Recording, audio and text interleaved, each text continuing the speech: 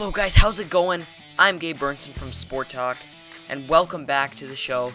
And March 9th, 2022 was the most insane day in the last few years for the NFL. Aaron Rodgers signed a 4-year, $200 million deal. Carson Wentz was traded to the Washington Commanders for 2 third-round picks from the Colts.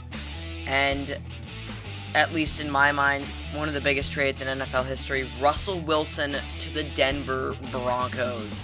Now, what we're going to be breaking down in this video is what does this mean for both teams? What were the contents of this trade?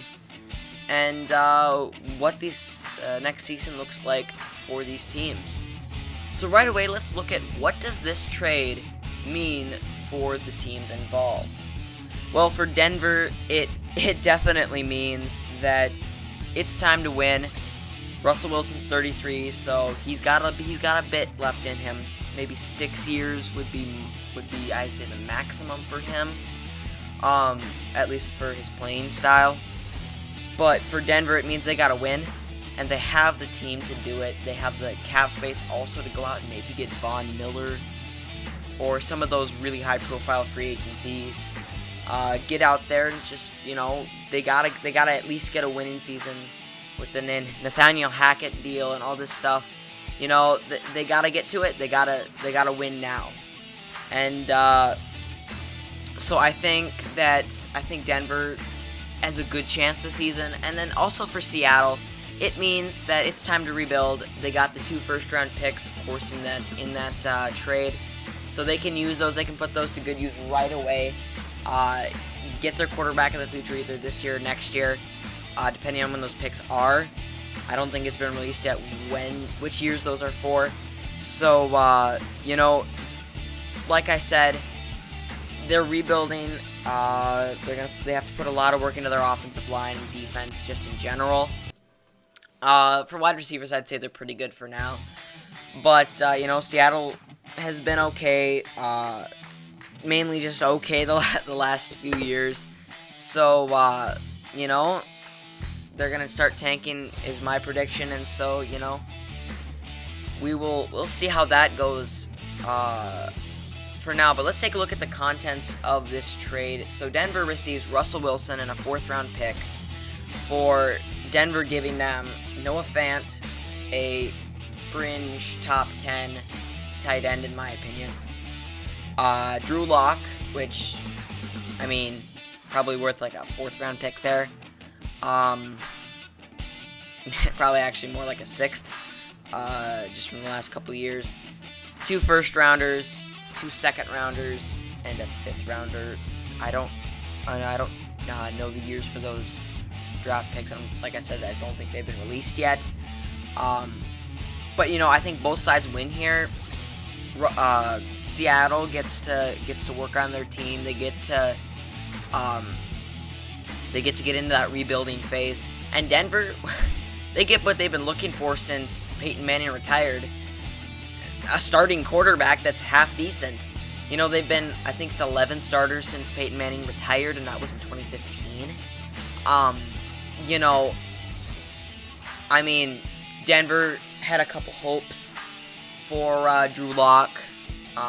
He was their biggest hope, I think.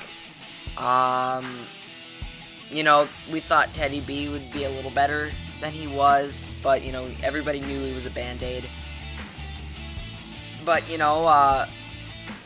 predictions for this season are looking, I'm going to say Denver goes 12-5, 10-7, in that range between 10 and maybe even 13 victories.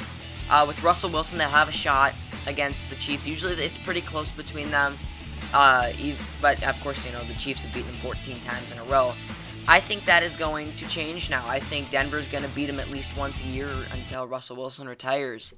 I think that is probably the most competitive division in football, aside from maybe Rams division. You've got Justin Herbert, Derek Carr, Patty Mahomes, and Russell Wilson all in the same division. That's almost as good as that, but Aaron Rodgers instead of Russell Wilson. And I know you guys I'll put a link in the description of the video where I said Aaron Rodgers and Devontae Adams were coming to Denver. I was wrong, but you know what? So was 90% of YouTube, so you can't put that on me.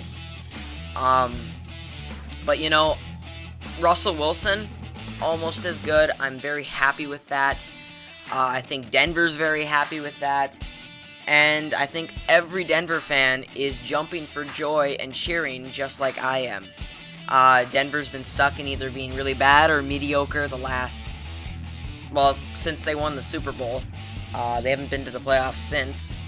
One of the longest playoff droughts in the NFL right now. In fact, the Giants have been there since 2015, which is really very, very demoralizing for us Broncos fans. But, you know, as far as Seattle goes, I think they're staring down a 6, between 5 and 7 win season.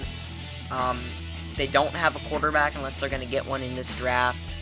They don't have a defense, which like I said, one of the main things they got to work on. They have a decent amount of cap space, I believe. Of course, Pete Carroll's still a good coach, so he'll coach him out of this spot eventually. But for now, they'll be bad to mediocre for the next few years until they can get that team rebuilt. Thank you guys for watching this video. If you liked it, make sure you go down, like button, and the subscribe button. We're trying to hit 100 subscribers by summer. So if you guys like these videos, make sure you do that. Turn on the notifications so you can see when our new videos are going to be out. But for now, this is Gabe Burnson signing off and saying, Broncos fans, finally, you can be happy. I see you guys later.